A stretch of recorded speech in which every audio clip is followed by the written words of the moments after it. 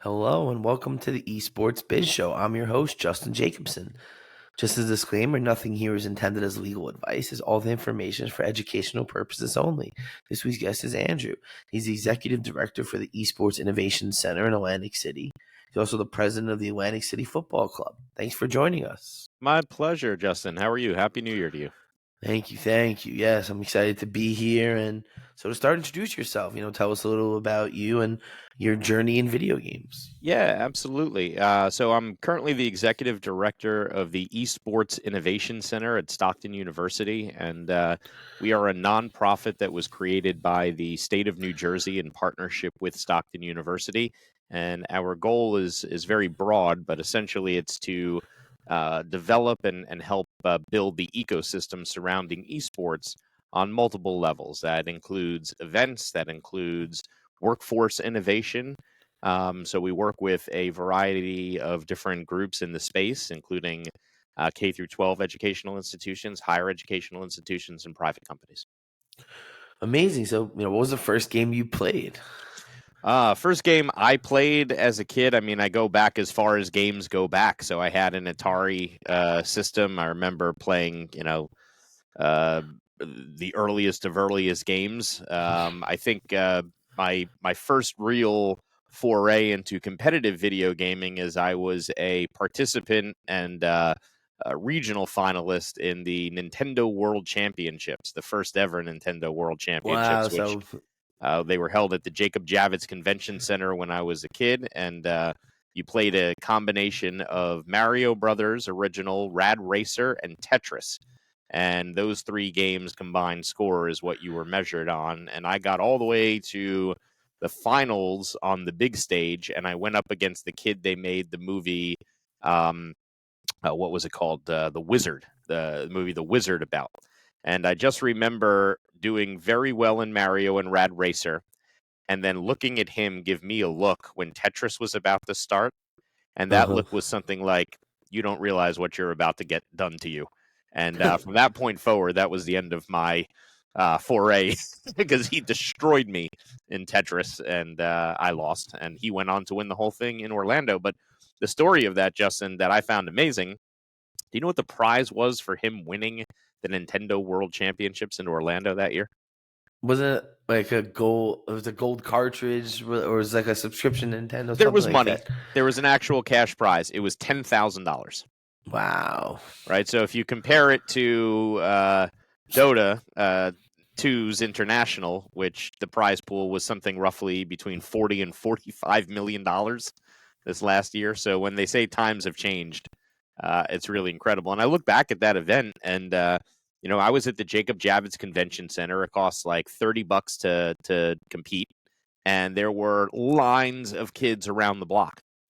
Right. So I think at that moment I knew, oh, there's something to this. This is the competition element of gaming is something very, very different. So, it goes back with me from a passion standpoint as far back as those competitions go. I know there was even stuff earlier than that. There was games in the 80s, and I spoke to a woman who was the first ever champion of any video game tournament, as far as anybody knows.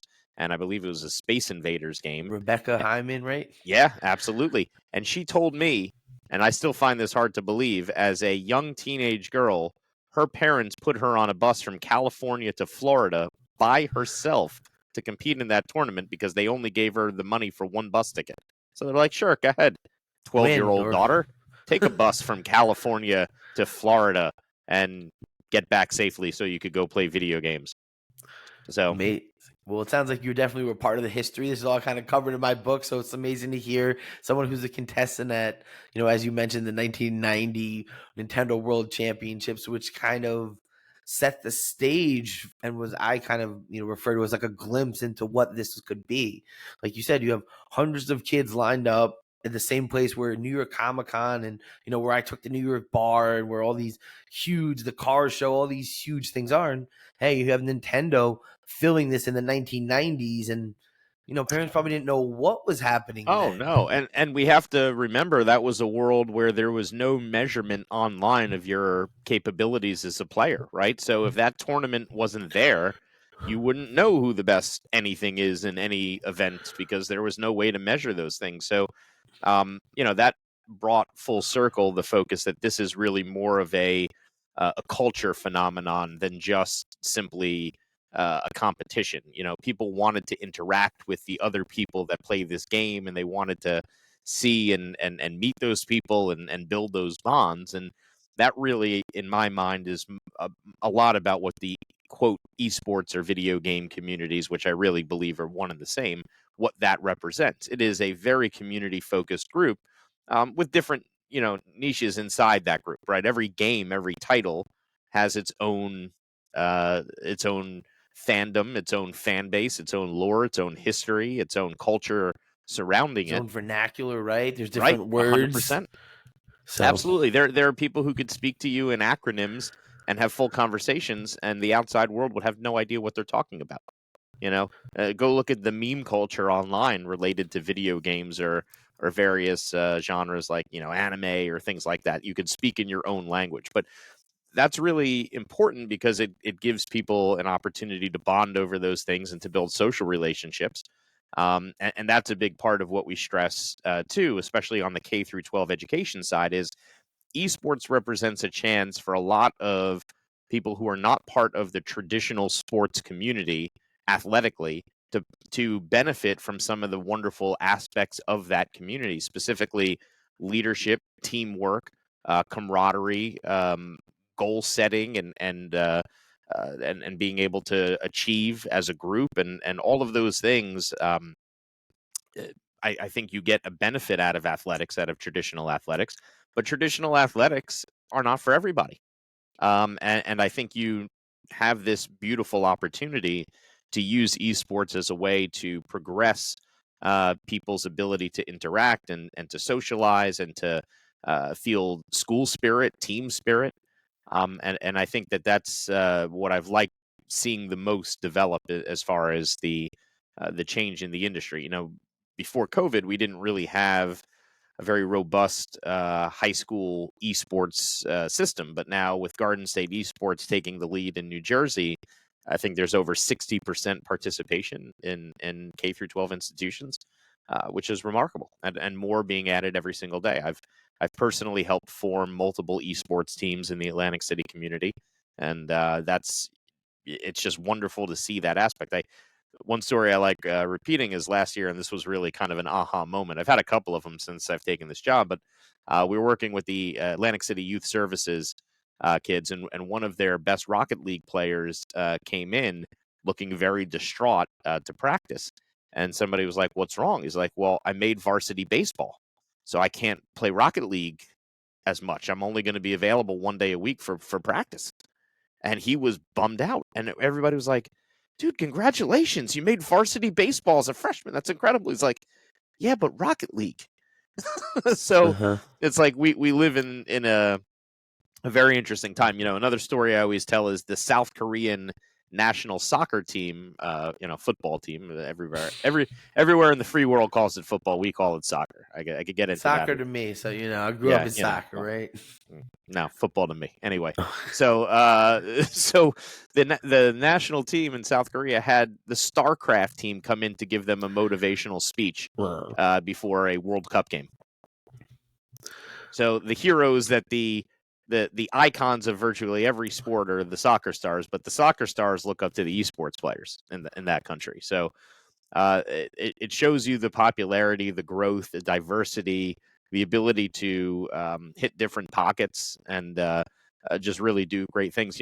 I recently spoke to a gentleman named Larry Lieberman who works with an organization that does kids that works with kids with MS in gaming. And if you saw what it does for that group of people, it's unbelievable. And that's really the beauty that I see in competitive gaming and being able to build those communities, because it does allow for people with disadvantages that would never have that opportunity to get to participate and to feel that joy and that teamwork and all of that wonderful stuff that comes with traditional sports. Absolutely. I think that's one of the most exciting things. It gives everyone the opportunity. The game is the great equalizer, right? It's everyone is kind of the same. The game levels the playing field. And Yep, 100%. And obviously, the esports industry, like every other industry, has its issues and challenges and things that it's got to deal with. But the goal for the EIC is very much to shine a light on the positives, right? To focus Mhm. on the things that we are doing right, and to make sure that there's curriculum that comes along with this passion. That's the other thing. We want to train esports players to have jobs that are going to be needed in the future, Mhm. not only of this industry but really of the overall media industry. So we try to focus on transferable skills and things you could take with you to a variety of different industries. I mean, look at yourself, Justin. You're an esports enthusiast, but you're an attorney, right? So you have developed your skills in such a way where your expertise can be multifaceted and can go across different areas. So I think that that's very important. We want to cross train our players on learning things like streaming and audio engineering and video engineering and editing and game creation and coding and all of these different elements that go into the production and marketing of a video game. Those are all very transferable skills. And we're housed at Stockton University right here on the Atlantic City Boardwalk. And Stockton is one of the first schools in the country to have an esports business major. And people are like, well, what is that? Kids playing video games all day? And I laughed because it couldn't be farther from the truth. There's no element of the entire program that has any actual gameplay component, right? But they will teach you all of the different elements of running events and how to prepare to market a game and the strategies behind choosing what genre to get into and how to do profitability studies and how to build pitch decks. And all of these things are meaningful regardless of what business or industry you get to be part of. And the way I always use it as an analogy is if you go to one of the finest schools in the country for sports management, right, which used to not be a thing until it was a huge thing, right? It's now a very respected major and one that a lot of leagues around the country actually recruit out of. Your expectation isn't to be a professional athlete, right? right, you're not going in the batting cages and practicing. Yeah, you don't go to Villanova Sports Management School and say, "Oh, when I graduate, I get to be the quarterback of the Eagles." You want a job in the industry. You want to work for the NFL, work for the Eagles, work in minor league football, work for a high school team, work for a college program. You want to get the skills necessary. So that's the same goal we have in terms of matching this education with the opportunity. We want to make sure that if you have a passion for playing esports, even if you're on a competitive esports team in college, you're building skills and making connections in the business to get you a job when you graduate. And, we have some remarkable projects getting ready to get going in Atlantic City that we hope will bring a lot of those jobs to the area and those experiences. So that's ultimately what we're focused on building. There's the community element, there's all of that wonderful positive stuff. But at the end of the day, we're going to be measured on a success level based on how many jobs we create for these programs. And that's really what it comes down to. If New Jersey can become a workforce leader in the esports space, it benefits everybody. Amazing. So tell us a little bit about the actual center. I know you mentioned it's on the boardwalk down in Atlantic City, but what are the capabilities of it? Yeah, absolutely. So we actually have been here a little bit less than 2 years, but our equipment and the build out really started in June. So we're sponsored by a group of private companies that are official members of the EIC. So they start with a group called SHI, which is one of the largest resellers of commercial technology and equipment in the world. They are the naming rights holder for Rutgers football stadium, SHI Stadium. And they work with amazing companies, two of which are Lenovo and Intel, who are also members of the EIC. So between those three groups, they've contributed an extraordinary amount of technology to the center. So we currently have 24 units set up. And units, I mean full PCs with state-of-the-art peripherals and monitors and headsets, etc. We also have about 10 other gaming stations that consist of switches or Xboxes or PS5s. We have both PlayStation VR setups in here as well. And then we have, a bunch of additional peripheral components. And what we use the center for is a variety of things, both educational and competition. We hosted the North to Shore Esports Showdown in June. We plan on doing that again as a partnership with North to Shore, which is a huge festival that takes place in Newark, Asbury Park, and Atlantic City. And we had 300 kids in 16 different regional schools participating in here in a Rocket League and Super Smash tournament. So hosting events is definitely something we do, but we also do education for youth organizations 4 days a week. So City of Atlantic City Youth Services, Boys and Girls Club. We've done work with Police Activities League in the past, groups like that. We have charter school that we're doing work with as well. The students at Stockton University, part of their esports programs, we work with them. They come in here and practice on different times because we have the Galloway campus, which has a lab and its own group out there, and the Atlantic City campus, which doesn't currently have an esports lab and is relatively new. So this sort of acts as the de facto esports lab for that group. So that's a little bit about the center, and we host roundtables and events and industry gatherings as well. We'll be working with Microsoft on one coming up in a couple of weeks. So, those are really, really the functions of what the center is. And then we work in the community just for general outreach to try to build business relationships between groups and attract companies to New Jersey through the tax incentive programs that the state has created, and get the ball rolling that way. Is the center open to just walk-ins or is Nope. just okay? It is So it's not. all We're pre-programmed. programming only. So but certainly if you want a tour or something like that, you're welcome to reach out. And then check EIC.gg or esportsnj.org, which is actually the preferred URL for you to go to, esportsnj.org. And we usually list our events and what we do there. We do in the summer and holidays, we're going to be starting camps and stuff for younger kids as well. So that'll be open to the public for registration, and we'll have various partner companies with that. Amazing. So definitely make sure to check that out. I went down to the center myself. It's definitely amazing, and the view is not too shabby. So, I don't get it from the cubicle I'm in, but that's okay. Well, when you go out into the hall, right? When you go out into the room, you see. It's true. I can go out and get that view on demand. So I'm very blessed for that.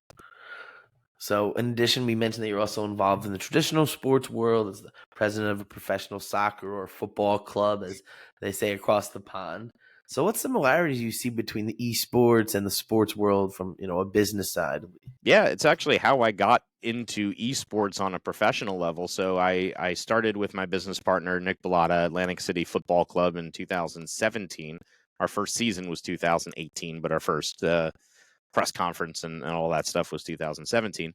And right away, one of the moves we made was to launch an esports team that competed in FIFA through the Atlantic City FC brand. At that time, there was a game mode in the FIFA game that allowed for full team play, 11v11, which was really quite remarkable. And I found that to be much more interesting than a traditional 1v1 FIFA contest. So we worked with the group and we assembled a club the same way we would have with the soccer team, and found our digital left winger and our digital striker and right? all of those different things. And it was remarkable. First season, we were getting, 500 to 600 people at a game, at an actual game. And we were getting 5,000 to 6,000 watching a stream of a fake team playing a digital game. So, I say this to everybody who will listen. If you want to know what the power of esports is at its core, what is this really about? It's about viewership. You have people that are tuned in to watch this and to participate. And look no further than Stockton University. They have a soccer team that's their best athletics team. They had a game against Rowan University, a local state rival, that drew about 3,000 or 4,000 people live. That was the most attended Stockton sports event ever in the school's history. They finished second at DreamHack in Rocket League Worlds, right? 155,000 concurrent viewers watching that. So if you're an athletics director, or you're trying to say, oh, where should we put our money in advertising? My intern came from Fort Lauderdale, Florida, went to private school in Ohio, and chose Stockton because of the Rocket League team. He's a professional Rocket League player for NRG. So he wanted to come to Stockton strictly because of the culture they have built around esports, and the opportunity for him to hook into that. So I think that it's it's very profound in terms of this link. And then when it comes to traditional athletics, I mean, it just couldn't be any clearer. You see these teams, and they really rely on traditional marketing methodology as a professional sports team would. And I completely see that parallel. I think one of the things esports teams have going for them that traditional athletics do not is they're not regionalized. You could have teams that are global brands, like FaZe Clan and Cloud 9 and all these different groups, and they're not the Los Angeles FaZe Clan, or or Des Moines, Iowa FaZe Clan. It's FaZe Clan. You could be a fan of them anywhere in the world. And I think that makes esports a little bit different, but also a little bit more appealing. But it does hurt in terms of the live attendance, right? You don't have FaZe Clan Arena in LA and everybody shows up 42 times a year to watch them play, and drops $150 a ticket. So there's some crossover, but there's also a lot of dissimilar aspects to it. So I think you got to kind of learn what applies and what doesn't apply, and some of these lessons are unfortunately being learned the hard way. So let's talk about one of those lessons. I think you brought up something that, so obviously the Overwatch League and the Call of Duty League tried to take these traditional global brands and localize them, try to have New York, Miami, Dallas, etc. And, to say that it was a failure, would be an understatement. Exactly. Supposedly there's hundreds of millions from buy-ins to player salaries to all these things.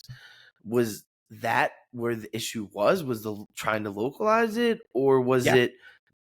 Yeah, it's a combination of. I mean, it really was the classic example of putting a square peg into a round hole, right? For starters, the traditional revenue model for athletics is based almost exclusively on ticket sales or television revenue, right? Sponsorship plays a third element to that, for sure. But if you go look at the history of professional sports, the two things that pay all of these salaries and these exorbitant fees that are created is the television rights and what you get, and ticket sales. So none of these teams have arenas, quote unquote. I know Washington tried and whatever, but they certainly Philadelphia tried and pivoted. Right, but you can't build an arena and expect that you're going to be able to do a 30-game season and charge fans $30 a pop, and they're going to fill it every time to watch. And second of all, it's just like, that's the wrong sport, or that's the wrong title, right? Counter-Strike is a good game. I enjoy it, but it's just the wrong title to try to do that. So to have that kind of league, like, I could maybe see Rocket League working more like that, right? Because it feels more like a sport. Counter-Strike Go does not feel like a sport. It feels like war. You know what I mean? Overwatch, all these kind of first-person shooters. All of them. Whichever league you're from, an FPS or anything like that, it's not the right type of title to match up with that concept, in my opinion. I think it might have worked better for a game like Rocket League and for certain titles, and I certainly think that the NBA 2K leagues or MLB The Show or Madden, those are very easy to understand in terms of, let's have a player represent this franchise, and we'll have a digital version of the standard game. So, but I think that's why those didn't work. And then again, all of the buy-ins and the even the salaries, it was completely arbitrary. None of that was based on what the industry was dictating. It was literally picked out of thin air. Yeah, $6 million for a franchise. You going to pay it? Great. Right. So, a lot of these millionaire owners, or even in most cases billionaire owners, it's a tax write-off. If you lose that money, you were going to pay it to the government anyway. You might as well do something with it, so you don't care. But in terms of long-term sustainability, that's a non-starter. So, I think you need to build leagues with grassroots mentality and You have to have sound economic principles that guide these ideas. I mean, one of the things about Dota is their prize pool is gigantic, but it's organic. It's created based on participation from the players playing the game. So I think you need more of that. You need more of the game gets created. There's the huge amateur side, and the amateur side pushes into the professional side, right? So you'll start to see those things be reformed, but you got the same .com hype around esports that existed around the .coms of the 90s, which I lived through.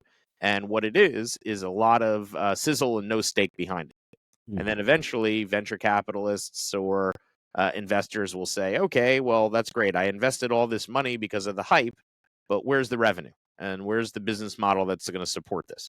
So you might have a lot of guys that first time around, they were willing to give it a whirl, and next time around, they will not. So that's where you get this this massive contraction of the industry and these, the winter. Yeah, the Exactly. winter, exactly. Big But bad really, winter. it's just people paying attention to the basic economics behind it and saying, oh, yeah, that's right. There's no revenue here. Why did we not realize that to begin with? Why are we paying these kids, $2 million or 6 figures plus? And there's no way to do that. Like you said, like if you have Steph Curry, you're going to sell a zillion jerseys. You're going to have these primetime games on NBA, TNT, ABC. Yeah. Like you're going to fill arenas, both home and away. Like their sizzle doesn't really translate right now in North America. Like you said, Not and at all. It South might be for Korea. their niche audience, but certainly not large enough to warrant the kind of major costs that were being thrown at those things. And again, the overall model doesn't add up, because if you're going to have, the New England, I forgot what the team was called, Boston even. Uprising. Yeah, right. But then you need to figure out how you're going to build a fan base for that group and engage them and have events for them and do all those things. And like, none of those groups did that. So yeah, or not did it well. They did little watch parties at local bars. It was it's a very facial effort. you put the cart before the horse. You need that environment. It's funny because we were talking about traditional sports in Atlantic City FC, and that's really what I learned about the sporting business when it comes to why I chose this and soccer or football. It's because in that sport you could start at the bottom and work your way up. Right? I mean, at least in the rest of the world, we don't really have that here because we don't have promotion and relegation. But there is something to the fact that you can start an organization at the lowest levels in soccer, even professional or semi-professional, and then aspire to go further. Like I'll give you two examples. The first year we were in our current league, the NPSL, in 2018, there were two teams, Chattanooga FC and Detroit City FC, right? And they were playing in this same league, summer league, 4 months a year, shortened seasons, you don't pay your players, etc. Detroit City was drawing 6,500 fans a game for this league. They took over their own stadium. They did all these things incredibly right. You fast forward to 2024, they're playing in the USL Championship now. Fully professional, everything. Every game broadcast on ESPN. A 30-person staff that works for their team, a team store. That evolution started here and then grew, and it grew with a lot of momentum and support. Chattanooga is about to make the move to Major League Soccer next. So again, a team starting at what I would call single A of soccer, if you look at it like baseball, and moving into triple A of soccer. That's possible for a team like Atlantic City. But we needed to start at, square one, and build that momentum and that fan base organically and not falsely. And I think that that's the same lesson that needs to be learned for these leagues. Like, you come with the approach of, we're going to build an organic fan base and we're going to build interest in this league and we're going to do everything right in terms of our fan experience and the player experience, etc., then the money will come. If you do it the reverse and be like, we're going to throw all this money at the top, fans be damned, fan experience be damned, fan participation be damned, it's going to blow up in your face. right? You have to kind of, especially in these kind of areas, this is not the thing that you've grown up with, football or basketball, Nope. the camps, scholastics, is K through 12. This is all just developing. There's not the little legal legends that there's going to be in every single town across the country. It's sprouting up, but it's not the way little league is in every country, every town across America, right? Right. I think it's your point is well taken. It's essentially that everyone knows baseball, football, basketball. Like, we know that. We've grown up with it. We don't know Call of Duty or Counter-Strike Go or Yeah, I was at League of Legends Overwatch. We don't World. know I those things. no If you're a idea. fan of it, you know it, but it's not like the general average person. Like, if I talk to anyone on the street and be like, "How about those Eagles?" Right? Somebody's going to say something back to me no matter what. But if I go, what was the Philadelphia team that moved to South Korea? Fusion. Yeah, how about those Fusion? Crickets. So it's an education issue. You're putting the cart before the horse. But rest assured, the future, I do think there is a model for a hometown club. But what I like is more the European model, where you have like a Real Madrid, a Barcelona, they're sporting clubs. My favorite one is FC St. Pauli. FC St. Pauli in the red light district of Hamburg, Germany, right? Has 21 teams that compete under it. So their soccer team is the most famous, but they have a fencing team and they have a chess team and they're a sports club. Mm-hmm. So the people all come into their world to, yes, get a little starstruck with the soccer players, but that's just a small part of it, right? And I think those types of sporting clubs that are regional and local could very well be part of the future of esports, where you have, a local esports club that also has multiple teams competing. And again, it could be some sort of hybrid of pro, amateur, pro, which you see very, very routinely. Yeah, I mean, definitely. So, I guess kind of looking at we guys are at the Esports Innovation Center. What's some of the future work that you're looking on? How are you trying to help New Jersey? Yeah, so we have a ton of projects that we're engaged in, but we're trying to attract top-level companies to Atlantic City. We have a film and tax credit in the state of New Jersey that's the most robust in the entire United States. It's a 35% tax credit in the southern part of the state, 30% in the north part of the state. My first act as executive director of the EIC was to get the Attorney General of the state of New Jersey to include video game production companies into that tax credit. So we're actively working on trying to let the industry know that exists, and that can be applied for, and that if you want to build a video game studio in New Jersey, there's a lot of incentive to do that. So we're hoping to attract these jobs here. We're working on experience-based builds in Atlantic City specifically with some partner venues. I can't really talk too much about that, but that's something that's coming, and we want to make Atlantic City a esports destination, both for major events, but also for unique experiences, whether that's VR, AR, tournaments, amateur tournaments, college tournaments, variety of different things that are coming through here. So obviously, being in AC, we can't not but talk about the casinos and the gambling and wagering. Sure. And how is that kind of all involved in it? Is it a I key think that's piece? a big future component of it. In Asia and Europe, betting on esports and head-to-head play for money is a massive revenue stream for a lot of companies, and I think New Jersey is poised to benefit from that. So I do see a world where every casino in Atlantic City eventually has an esports room, like a poker room, and on any given night they could be holding a Fortnite tournament for $1,000 or a Madden tournament for $500, or any kind of experience, the same way a poker room would draw you in for Sunday night $10,000 tournament. The same principles can be applied for casinos to attract patrons in.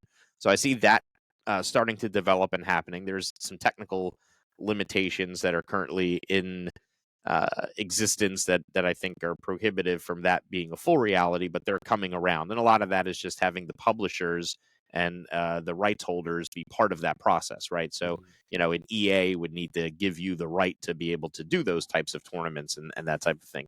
But I feel like that's the next iteration. And then just betting on esports tournaments on a global scale in New Jersey is already legal. So getting, casino books, groups like DraftKings and FanDuels to expand their esports offerings is another priority. But I would say that it plays a big role in the future of Atlantic City, but not the biggest role. I feel like the event side and the attraction side and the experience side is more about what we're shooting for. But I do think the betting side of this is going to have a profound effect eventually. So trying to get the League of Legends championships and these big tournaments in AC for the. Absolutely. We have Boardwalk Hall, which has over 15,000 seat capacity. We have ACX1 coming on board, which is the former Pier at Caesars, which is going to be an incredible, maybe the best in the entire country in terms of a niche esports venue. And we're working hard to make that a reality. Amazing. So definitely, hopefully, there's going to be some more events down there. As I know you guys have some great stuff going on. So, what's advice you have for anyone trying to work in the esports and video game business? I've thought about this a lot because I get this question a pretty fair amount. This is more of advice for anybody who's a student.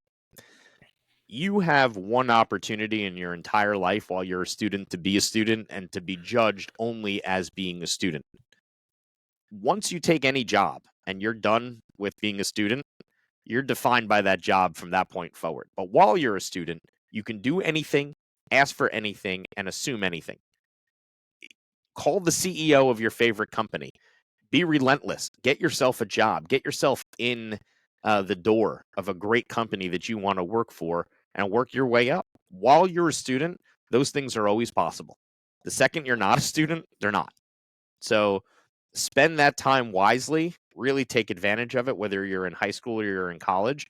Get meaningful internships every single summer. Do not waste your summers. I went to Syracuse University with I think 16 credits already accumulated. I had taken classes at Penn State, took classes at University of Pennsylvania. I was able to transfer those credits from summer programs I did in high school. That let me take only classes on Tuesdays and Thursdays my freshman year, right? So I had 5 days a week. I worked for residential networking. I made money on the side. I was an entrepreneur. I started my first business when I was 18 years old. And I did that because I had the time as a student to be curious and to be risky, and that's the time to do those things, to work them out and to figure it out and be bold, but the bolder you are as a student, there's no consequences for that. You can write a stupid email to the CEO of a company and be like, I'm a student at this school and I really care about your game and what can I do to be part of your industry? Do that the day you graduate. Doesn't work. So do it while you're a student. Take advantage of that time. And be bold, but don't waste your quote downtime being unproductive in the industry if you really care about being part of it. Even if that means just streaming and doing more content creation or building your own brand, great, but don't waste your time. I think that's amazing advice, and I kind of took a similar path to it, and I think that's similar to what I kind of give it, where it's like, hey, if you want to be one of these industries, whether it's music, sports, gaming, like your resume needs to look like that. Like if you looked at my resume coming out of college during middle, like I got interviews with places because they looked at my resume and like, how could someone that's going to be a junior in college have this? It's like, because every single semester I did something, every single summer I did something, and At Livingston High School, I started my high school radio station. I wrote the head guy's name was Rob. I can't remember his last name. I'm blanking on it, but it'll probably come to me. He was the New Jersey Nets head of media credentials. And I said, hey, got this high school radio station. I'd like to cover the New Jersey Nets as a media member. I was 15 years old. I got granted credentials, the youngest NBA credentials ever granted. I went to the Nets locker room with my crew, my buddy Jeff Mayer and our production guy, Sean Luddy, and we interviewed Derek Coleman and Jason Kidd and all of these players as 15-year-olds. When I went to Syracuse University and I had to submit my body of work as a student to try to get into Newhouse, the best communication school in the country, one of the things I did was the fact that, hey, I was the youngest credentialed New Jersey Nets or youngest credentialed media person in history. That just came from being stupid enough to ask. John Mertz, that was his name. John Mertz, the former, I knew it would come to me in my head, not Rob, John Mertz. So wonderful man. And at that stage, that guy's got a career or whatever, but nobody's going to give him crap for letting a kid from high school, come report Right. on the Try nets. I came in professional. They, everybody, they brief you, they talk to you and say, hey, this is what's going to happen. This is what you do. You ask, you go out, whatever. That was invaluable because when I got to Syracuse, I already felt like I belonged. I understood the rules. I understood, so I started working at WJPZ Radio, 88.5 WJPZ in Syracuse, New York, right out of the gate. And I was ready to go do that. I just realized I was going to be spending a lot of time in Boise, Idaho doing morning updates for the first 5 years of my life. So I decided to start a business instead. So my first company, which was live recordings of basically we developed a system to record a band and produce an instant CD of that band for sale as you walked out of the venue that you were in. And this was the late 90s, early 2000s when digital didn't take over the world. So I did that based on an idea, and I got to start working with some of my favorite bands growing up, like the Allman Brothers and groups. But we recorded over 500 bands in a span of over a decade. So like that was my first business. And then that gave me enough leverage to get into everything else that I did. So, but I got that just by being dumb enough to go after it and ask and not really think too hard about it. So while you're young, spend that time and do it. Definitely. Everyone listen to this man. He knows what he is saying. So what's your favorite part about working in the esports and gaming space? I would say the actual impact I can see us making on kids in this area. Earlier last year, I was talking to a couple of the kids that were here from Boys and Girls Club playing Madden, and I was like, "Oh, did you guys watch Hard Knocks?" It was before Aaron Rodgers blew out his Achilles, and it's like, and one of them turned to me, he's like, "We don't have a TV," and it just hit me like, "Oh, here I am, like so unbelievably ignorant and privileged, and like kids that are in here, this is the time they get to be in front of any technology." Right. So what it means to them for these 3 hours or 2 hours is like, yeah, you and I can go home and we can watch whatever we want or play whatever we want or game whenever we want. Some kids in Atlantic City, this is their only opportunity. So I've made it a point to reach out to those kids and be like, listen, I'm going to work with you from you might be 14 till you graduate. We're going to figure out this thing that you want to do, and we're going to get you the skills necessary to get you into college, and then when you get done with college, you will have a job and you will be able to buy yourself a TV one day. And like, if we can make that impact on a local level, community by community, with kids who are not part of these other extracurricular activities, and they get that benefit, that massive benefit from being part of the center and the activities that we produce, and develop the skills to graduate high school with things that will not only help them in college, but also help get them employed, then I've changed Atlantic City, right? That's real change to me. It's like you get these kids those opportunities, and you break cycles of poverty, and you break cycles of education going awry, and you can really, really make a difference. So, like, I encourage everybody out there, especially if you're a gamer and what have you, get involved in local groups and bring that to them. Um, you know, Start programs, go start initiatives. There's nonprofits out there all over the place that will help you. If you're a woman in gaming or a young lady in gaming, go check out Gamehurst. I mean, they're one of the best organizations on the planet. They're so encouraging and inclusive, and like you'll find your family, and that's what I love about it. Like, go out there and look, you'll find your family. Definitely, shout out to the Game Hers. We're definitely big fans of them. So glad to hear that you guys are down with them. So Oh, what's the 100%. future? They're an amazing organization. So what's the future for, Innovation Center? What's kind of the long-term goal and everything? Yeah, I mean, it's again this massive push for workforce development and to try to build this industry in the state, attract companies here, whether they're high level groups like Microsoft or startups, and not only match that workforce with the university structure and the community college structure, but also keep that pipeline coming from K through 12. All these great STEM kids that are part of that, keep them in state, have them participate in their school's program, both. The collegiate esports teams competitively and the programming academically, and then settle in the community, build businesses, keep following your passion, and let's make New Jersey the #1 esports state in the country. I mean, that's the goal. Well, I'm with it as a New Jersey resident myself. It definitely, New York, the East Coast, we're really lagging behind. LA is really showing us where it's about, and Texas and Orlando. So, happy to see that New Jersey is really gung ho on trying to make this a hub here. We'll see. We'll see what those other states can do.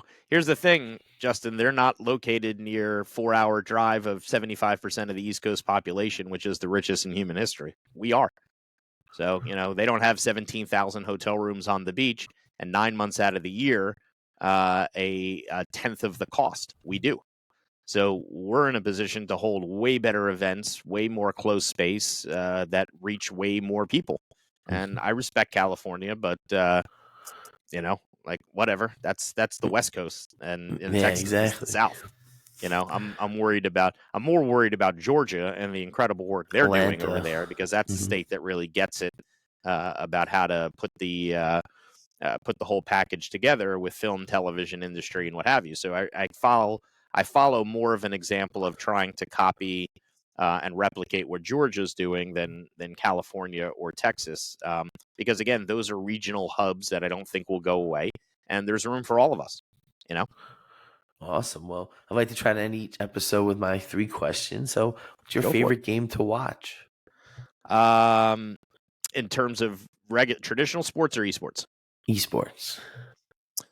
That's an interesting question. I find myself more and more into Rocket League. I think because of my Stockton affiliation, I've really enjoyed watching Rocket League and learning the nuances. I'm also awful at it. Terrible. Rocket League's So hard. I mean, I've tried to watch it. It's I'm awful. hard. So like I appreciate it even more because like, oh, this is not something I can just pick up and participate in. I stink. So, what's your So favorite game to play? Okay, so if I had to choose one, I'm going to go with FIFA. I love FIFA. I still love Madden. So it's hard for me to not say Madden because that was my first love. But being a soccer team owner, football team owner, just FIFA for me is still the most relaxing experience that I could have. Screaming at an opponent that I don't know online about a digital player of mine not getting over in time to stop his shot. Love it. Right. And then who's your favorite video game character? Oh, okay. I like the Assassin's Creed series. I've played Assassin's Creed, the Grecian version of ancient Greece, which is during the Peloponnesian War, and then the Egyptian version. So I forgot what the main character of Assassin's Creed's name is for the Greek version, but I'll go with him. Awesome. Whatever So his thank name you is. so much for joining us. This is amazing. So tell everybody where they can find out what you guys are working on there and try to connect. Absolutely. All of our social can be accessed through the main website, which is esportsnj.org, or for the gamers, eic.gg. I could be reached in Andrew at eic.gg if you want to get in touch with me about something specific.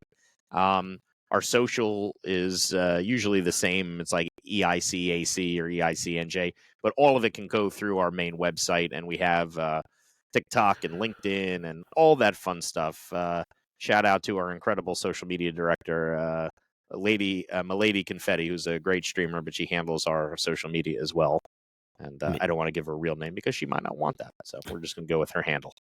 Amazing. So thank you again, and everyone make sure to check it out. And if you're in the area, you should see what they're working on, and make sure to follow me on Twitter, JustinJESQ, and check Apple Podcasts for all our past episodes and YouTube's for the video.